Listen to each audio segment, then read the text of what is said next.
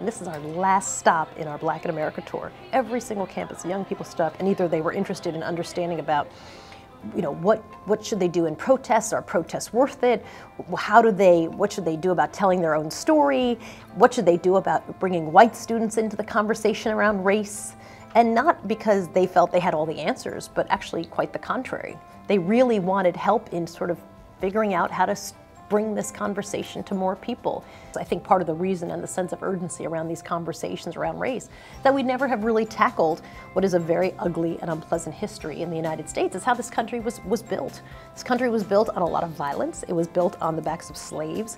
It was built on taking advantage of other human beings and enslaving them and saying that they were lesser. They were actually not even human beings. And we are dealing today with that legacy. I think we have to be very blunt about, you know, kind of what we're dealing with before we can hope to move forward and say, oh, kumbaya, now let's move on and forget all that.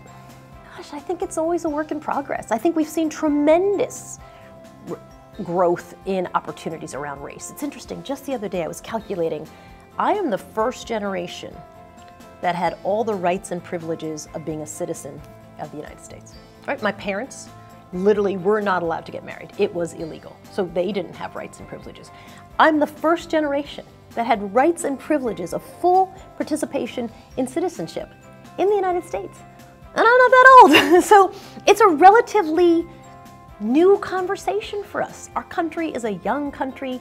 These issues are new issues for us that we keep revisiting. So yeah, I think we are going to get there, but I think the path is this. It's some ups and some downs, and you just have to consistently keep pushing and moving in the right direction. We've come an incredibly long way, obviously. And I think there's some big areas, clearly, where we have to make more strides.